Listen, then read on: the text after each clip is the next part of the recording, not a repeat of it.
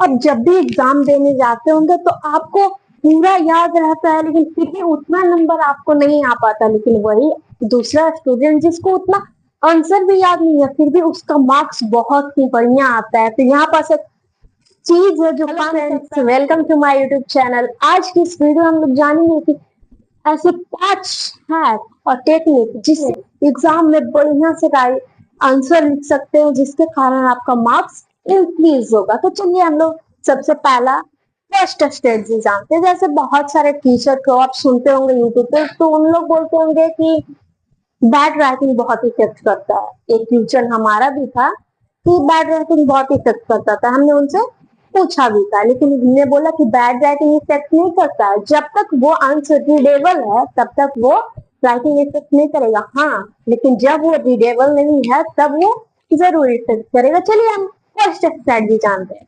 तो देखिए यहाँ पर कुछ आपका प्रॉब्लम्स होता है जो हर स्टूडेंट को होता है। पहला है बैड राइटिंग, ठीक है।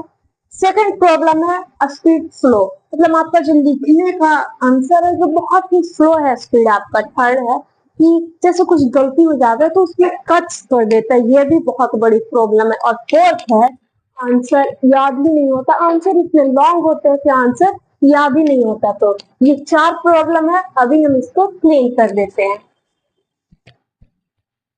तो देखिए सबसे पहला स्ट्रेटजी है, देखिए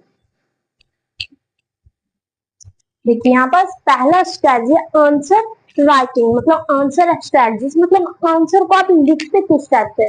चलिए हम एक एग्जांपल से समझाते हैं आपको।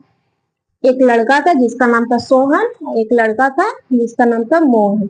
दोनों के राइटिंग खराब थे, दोनों को उतना ही याद था जितना किसका है, लेकिन इसका है।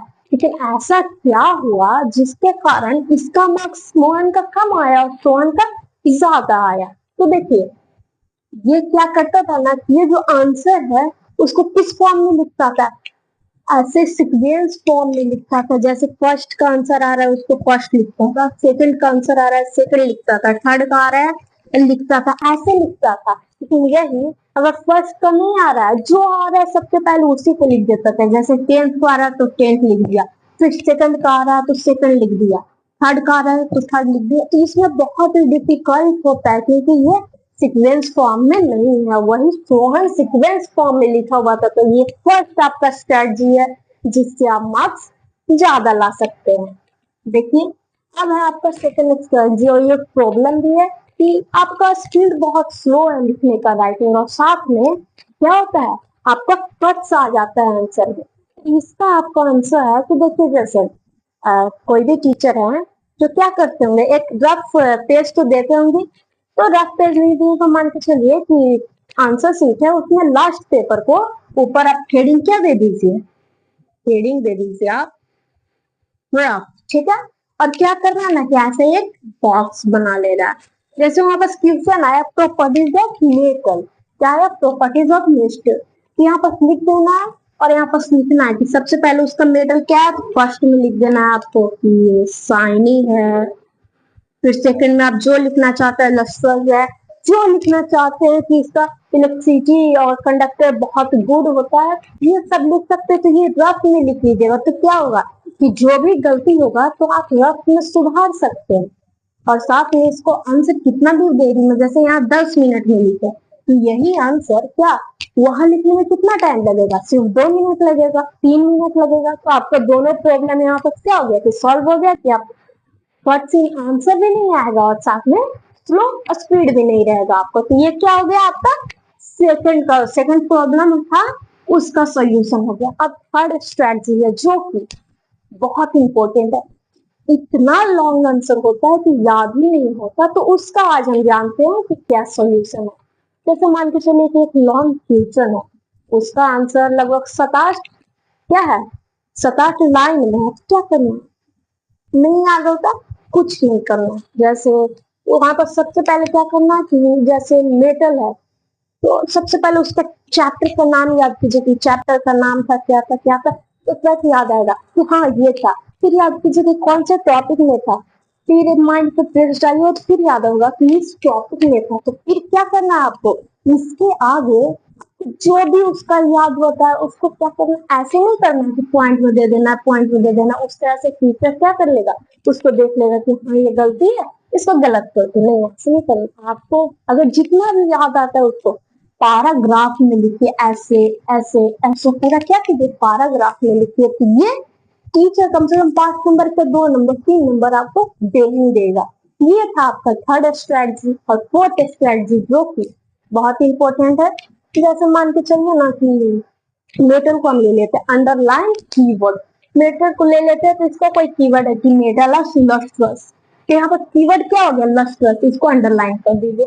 फिर क्या होता है, मेटल आर गुड कंडक्टर, तो क्या होगा, उसको अंडरलाइन कर दीजिए। और अगर कोई को उतना आंसर आपको नहीं याद आ रहा है तो डायरेक्ट अगर आप यहाँ पास लिख भी दीजिएगा कि मेटल और लस्ट्रस, इसको पूरा नहीं लिखेगा, बस एक कीवर्ड लिख दीजिएगा, लस्ट्रस। एक कीवर्ड आप लिख दीजिएगा, क्या लिख दीजिएगा, गुड कंडक्टर। तो वो देखेगा हाँ ये सही है, वो नंबर दे देगा, लो 5 नंबर ले लो। ठीक है, तो ये है आपका फोर्थ स्ट्रेटजी जो कि बहुत इंपॉर्टेंट था। ठीक है, अब अगला स्ट्रेटजी या फिफ्थ स्ट्रेटजी वो क्या है, जैसे देखिए पेपर प्रेजेंटेशन टिप्स।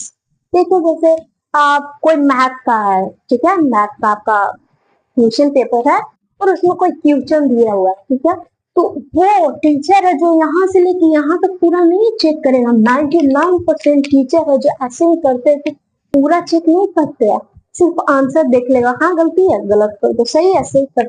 तो वही करना है कि आपको क्या करना है, वो बॉक्स में लिखना है। क्या करना है, बॉक्स में लिखना है। जैसे इसका आंसर हो गया 21 एम्पियर, तो इसका यूनिट ए लिख दीजिए। और अगर आप यूनिट नहीं याद हुआ तो वो आपका एक भी मार्क्स नहीं देगा, लेकिन यूनिट आपको याद करना बहुत जरूरी है। पर एक और पार्ट है इसमें कि आपको शॉर्ट फॉर्म नहीं लिखना है। जैसे बहुत सारा देखिएगा ना तो गुड नाइट लिखना रहता है तो बोलते हैं GM, good morning GM, best friend we, ऐसे लिखते हैं ना।